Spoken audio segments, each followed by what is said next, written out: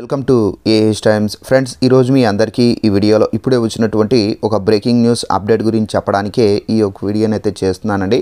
So ఆ breaking news update ఏంటంటే మన యొక్క ఏపీ రాష్ట్ర వ్యాప్తంగా ఫిబ్రవరి నెలకు సంబంధించి మనకు కొన్ని కొత్త రూల్స్ అనేవి ప్రభుత్వం అయితే విడుదల చేశారు. అయితే ఈ రూల్స్ అనేవి మనకు ఫిబ్రవరి 1 నాండి అమలు చేయబడతారండి. అయితే ఆ రూల్స్ ఏంటి, దానికి సంబంధించిన పూర్తి వివరాలు తెలియజేస్తాను. సో వీడియోని స్కిప్ చేయకుండా లాస్ట్ వరకు చూసి తెలుసుకోండి. అలాగే ఒక చిన్న రిక్వెస్ట్, ఈ వీడియో నచ్చినట్లయితే లైక్ చేసుకుని మన ఛానల్ సబ్స్క్రైబ్ చేసుకుని ఫాలో అవుతారండి. ఏపీలో అప్డేట్స్ అనేది ప్రతిదీ తెలియజేస్తూ ఉంటాను.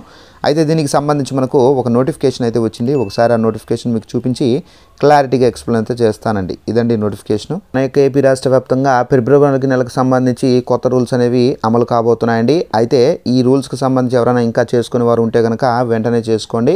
అయితే ఇక్కడ చూసుకున్నట్లయితే ఫిబ్రవరి 1 నుండి కొత్త రూల్స్. అయితే ఈ కొత్త రూల్స్ మనం మొదటిగా చూసుకున్నట్లయితే కేవైసీ లేని ఇక్కడ ఫాస్టాగ్లు డీయాక్టివేట్లు అయితే కానున్నాయి. సో మనకు తప్పనిసరిగా ఈ ఫాస్టాగ్లు ఏవైతే యాక్టివేట్లో ఉండాలంటే కనుక తప్పనిసరిగా మీరు కేవైసీ అనేది చేసుకోవాల్సి అయితే ఉంటుందండి. అలాగే సెకండ్ వన్ చూసుకున్నట్లయితే హోమ్ లోన్లపై ఎస్బీఐ అందిస్తున్న వడ్డీ రాయితీ ఆఫర్ ఈ నెల 31తో అయితే మనకు ముగిపోతుంది. సో ఫ్రెండ్స్ చూసారు కదా, మనకేంటంటే చాలామంది హోమ్ లోన్స్ తీసుకుని ఉంటారు. So SBI bank, state bank of ఇండియాలో సో వాటి యొక్క వడ్డీ రాయితీ అనేది మనకు ఆఫర్ అనేది ఇచ్చారు. సో ఈ ఆఫర్ అనేది మనకు ఈ నెల అనగా మనకు జనవరి 1 నుండి కంప్లీట్ అయిపోతుంది. సో దీనికి సంబంధించి వెంటనే మీ యొక్క ఎస్బీఐ బ్రాంచ్లకు వెళ్ళి దీనికి సంబంధించి ఇన్ఫర్మేషన్ కనుక్కొని మీరు చేసుకోండి.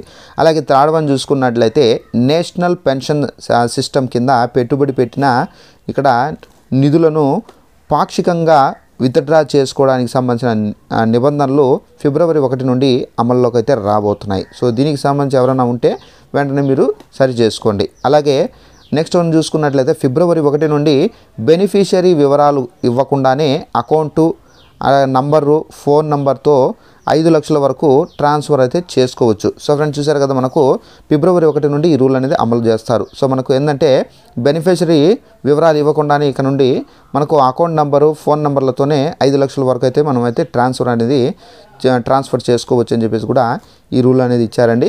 సో ఇది మనకు ఫిబ్రవరి 1 నుండి అయితే కొత్త రూల్స్ అనేది అమల్లోకి అయితే రాబోతున్నాయండి.